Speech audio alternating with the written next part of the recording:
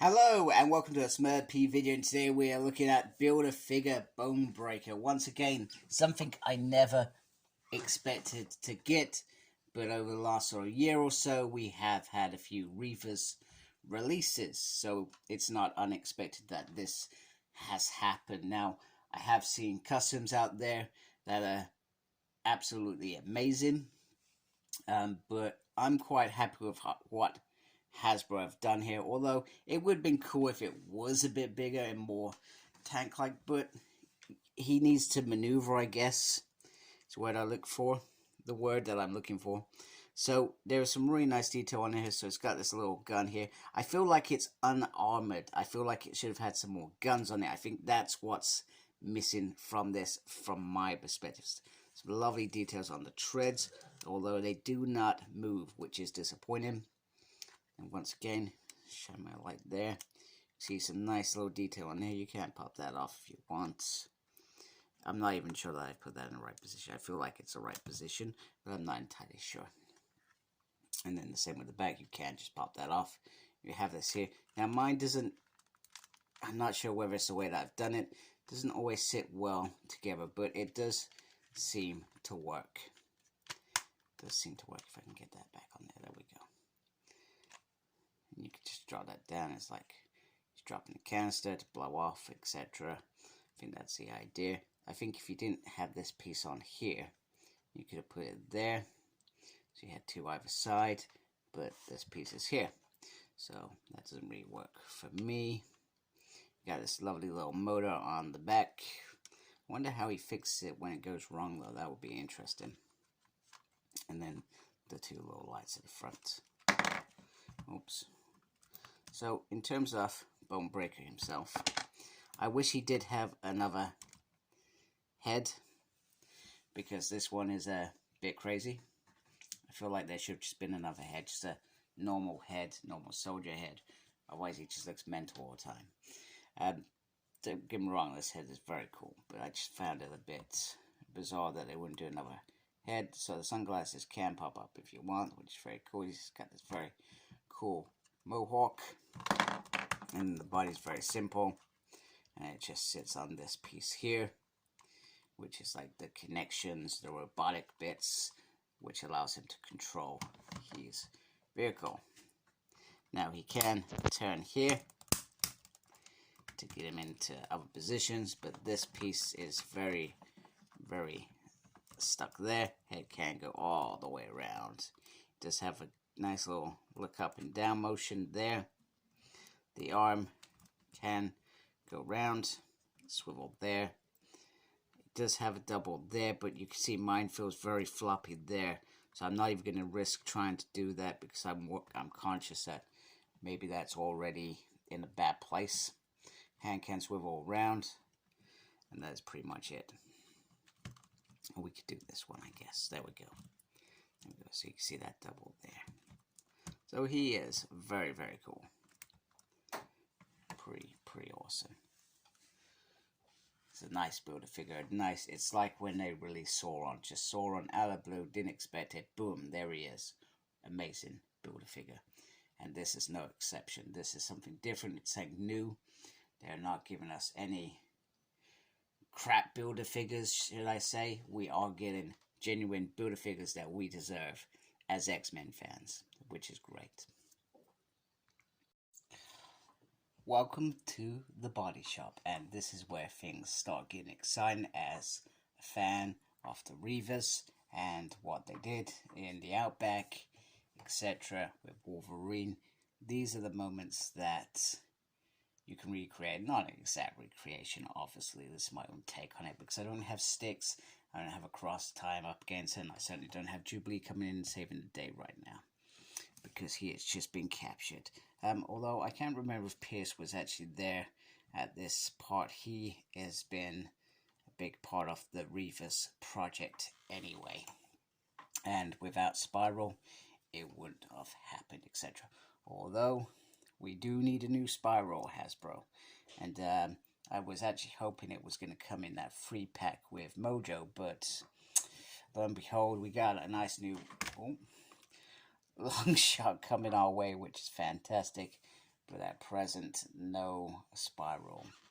So, which I find very, very disappointing. But, you know, this is the sort of stuff that I've been waiting for a very long time. And it just makes me so happy to be completing stuff like this. Because 10 years ago, this wouldn't have been happening. This would have been a dream that I wouldn't have even dreamt of, because I knew it wasn't going to happen. But with Hasbro, these days, anything is possible. So with 7 new figures, it's time to do what I think is the worst figure and what is my best figure. And I will try and give you, I guess, reasons why. This is my opinion, so, but also I want to hear from you. What is your favorite figure from this wave, and what is your worth? So just to be clear, Bonebreaker does not make a cut. Also, before we jump into that, he has, well, closed hands if he wants to punch Wolverine. There we go. Just thought I'd get that out of the way before I finish up the review. So, at number 7, I've got 7 figures, right? 1, 2, 3. Yep, 7 figures. At number 7, Wolverine. Wolverine with hot claws.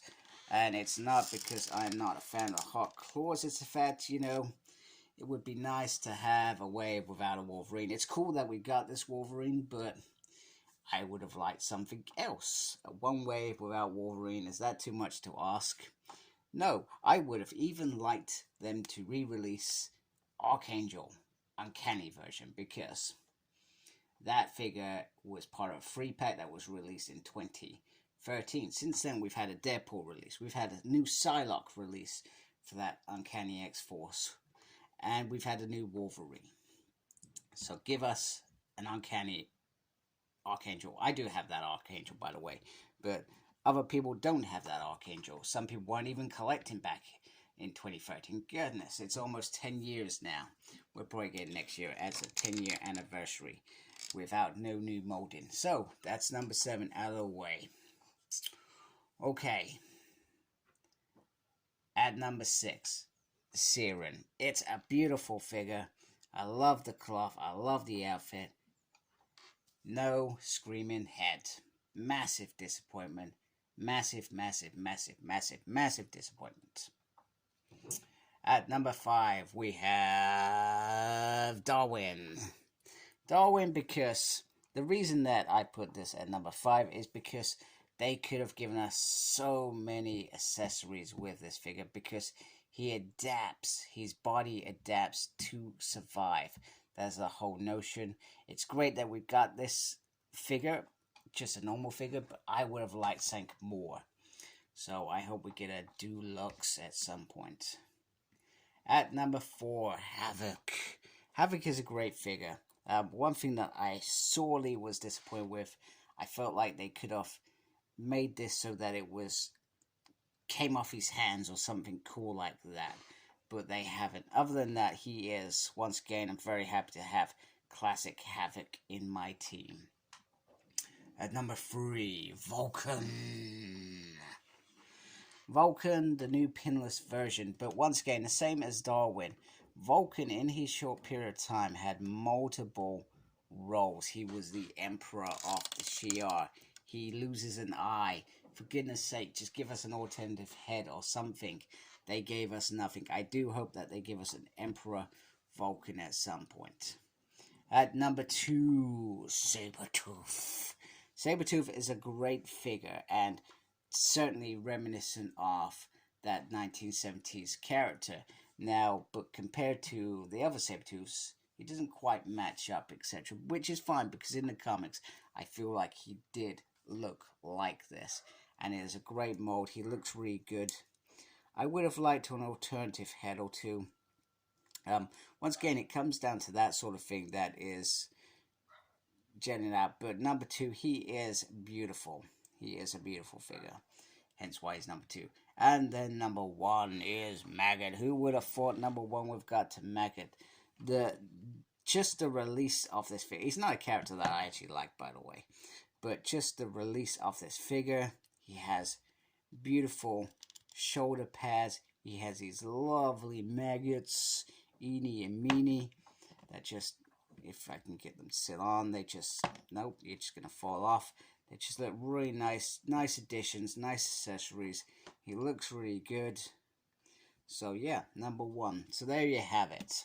That was my worst to best figure. And I like them all, to be fair, because I'm me and I'm an X fan, and I usually do like it. And this was the most variety wave I have seen in a very long time, with new characters being released in Marvel Legends. Serum has never been released before. Darwin never released before. Vulcan never released before. Maggot never released before. And then the Build-A-Figure, a brilliant Build-A-Figure in Bonebreaker, never released before. So they have done a fabulous job, Hasbro. So, you know, I've got to give them kudos for that, even though we all have our concerns with Hasbro from time to time. You know, I still feel like there is nobody out there that would do better.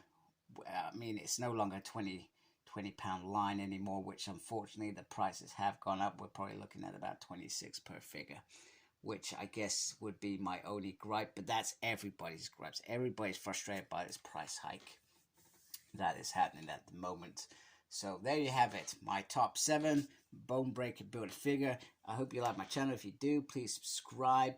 Thank you for watching. I really do appreciate it. Thank you for those that already subscribed and watch my channel. Thank you, folks, for supporting me. And as always, embrace the geekiness. Look after yourself. Goodbye.